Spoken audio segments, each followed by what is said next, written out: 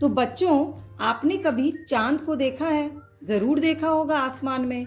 कभी वो चांद पूरा दिखता है हमें गोल, कभी वो हमें आधा दिखता है और कभी कभी तो बिल्कुल भी नहीं दिखता है। आज एक ऐसी ही कविता है जो चांद के घटते और बढ़ते रूप के बारे में बहुत ही इंटरेस्टिंग तरीके से चांद और उसकी माँ के बीच की जो बातें हैं ना, वो बताता है। इस कविता का नाम है चांद का कुर्ता। आपके पोएम यानी कि कविता वाले सेक्शन में होगा चांद का कुर्ता, और इसके कवि जो है वो हैं रामधारी सिंह दिनकर। तो रामधारी सिंह दिनकर की चांद के कुर्ते को सबसे पहले हम लोग पढ़ेंगे, फिर उसको समझेंगे, उसके कठिन शब्दों को देखेंगे और फिर लास्ट में करेंगे प्रश्न उत्तर। तो चलिए पढ़ना शुरू करते हैं। चांद का कुर्ता।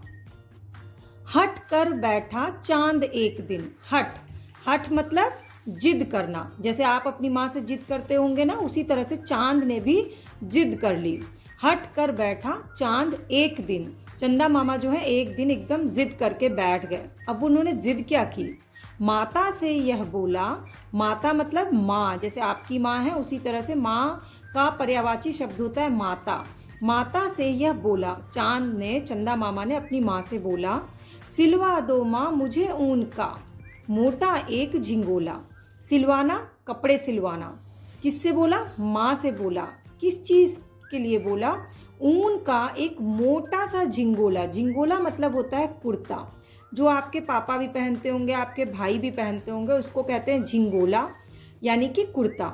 लेकिन वो कुर्ता कैसा होना चाहिए? मोटा होना चाहिए और ऊन का होना चाहिए।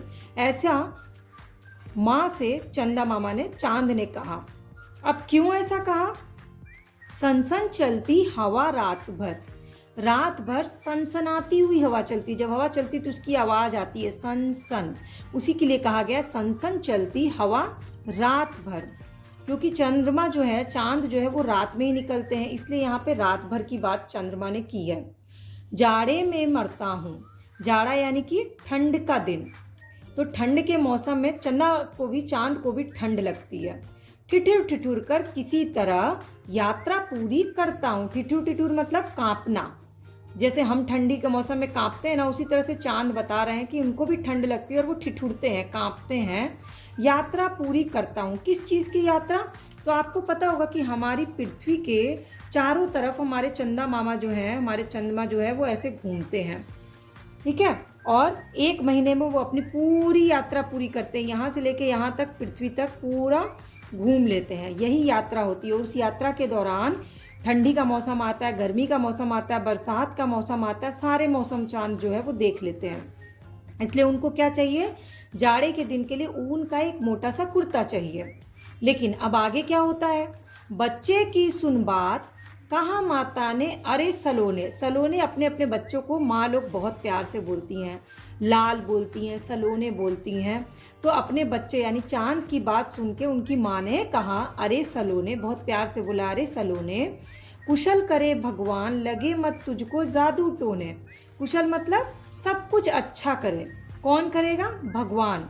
भगवान तुम्हारे साथ सब कुछ अच्छा करें। ये हर माँ अपने बच्चे को कहती है। आपकी मम्मा भी आपको बोलती होगी आपकी सारी बुरी बलाएं हमें मिल जाएं, आपको कोई बुरी नज़र ना लगे, भगवान आपको हमेशा आपके साथ अच्छा करे, लगे मत तुझको जादू टोने, किसी की भी बुरी नज़र तुम्हें ना लगे, ऐसा माँ ने चांद से कहा।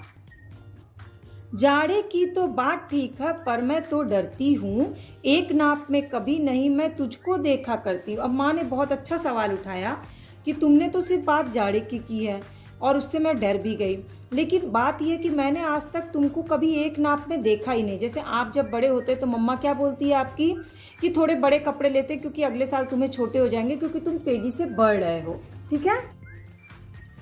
एक नाप में कभी नहीं मैं तुझको देखा करती हूँ। माँ ने ऐसा क्यों कहा कि चंद्रमा को, चांद को एक नाप में वो नहीं देखती हैं? क्योंकि मैंने आपको शुरू में ही बता दिया था कि चांद जो है वो घटता बढ़ता रहता है रोज।